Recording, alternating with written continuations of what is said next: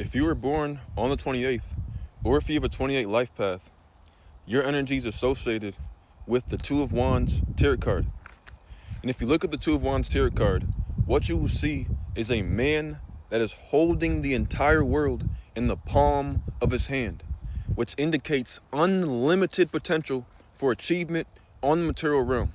As a 28, you have the ability and the power to attain all of your goals and reach the top, the absolute top, the executive position of any field you are in. The number 28 is also nicknamed the Lion and the Lamb. And this is because that 2 vibration in the number 28 can make 28s come across as sweet and as harmless as a sheep or as harmless as a lamb. But when it comes to their goals, when it comes to their ambitions, that 8 vibration in the number 28 makes these people as ruthless as a lion. And so 28s are wolves in sheep's clothing. And this is why the ancient Chaldeans believed that the number 28 was an unfortunate and a negative number and a number to watch out for. But in today's society, because of how ruthless and competitive people are nowadays, 28s dominate now. The 28 thrives in today's world because today's world requires all these characteristics and all these traits. The number 2 also represents emotions, and the number 8 also represents ambition. And so 28s are emotionally driven by ambition. Or a better way to say it is that these people have the ability to channel their emotions into their ambitions. And so these people need to be successful in life. They need to be at the top of society because their mental health depends upon it. This is a number that is emotionally attached to success. And so that's the only thing that makes them feel good and feel fulfilled on the inside. Achievement. And so 28s are addicted to it. And this is why this is the number that has the most potential for material achievement. On the 2018 Forbes list, out of the top 100 wealthiest people in the world, I'm talking about the planet Earth, the most common day of birth was the 28th of the month. Out of the top 500 billionaires in the world, I'm talking about planet Earth, everyone, the most common life path number was also the number 28. Out of 3,000 world-renowned scientists all over the world throughout history, the most common day of birth was the 28th of the month when it comes to the best world-renowned scientists.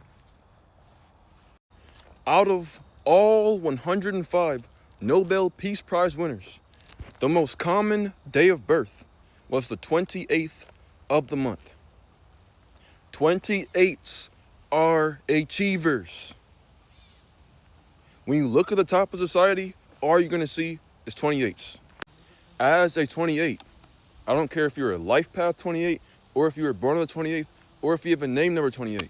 If you are a 28, if you have a 28 in any of your main 3 numbers, your soul is going to have a desire for achievement on the material realm. And if you do not meet that desire and match that ambition, you will be depressed. You are somebody that has to set large goals in life, because if you don't, you're going to be depressed and you're going to be unsatisfied with life. You have to do something great. You have to do something big in life, because the number 28 reduces to a 1. The 28 is a 1, and the number 1 is ruled by the sun. The sun is the king of the solar system. And so the 1 is the leader. But this is a number that is fueled by confidence and self-belief. As a 28, anything that you believe you can do, you can do. And your self-belief is the fuel that will bring you all the way to the finish line. Because 1s operate off of self-confidence. I'm a 1 myself. I'm not a 28, I'm a 19. But I'm a 1 myself. And so all 1s thrive off of confidence, because the number 1 symbolizes the will. The stronger your belief in yourself, the more confident you are, the more trust you have in yourself, the more powerful your manifestation ability will be as a 1.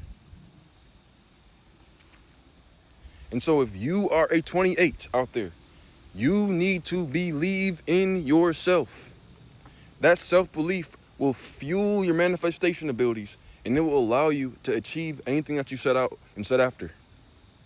Also, when it comes to relationships, 28s tend to struggle with relationships because 28s are very goal-oriented.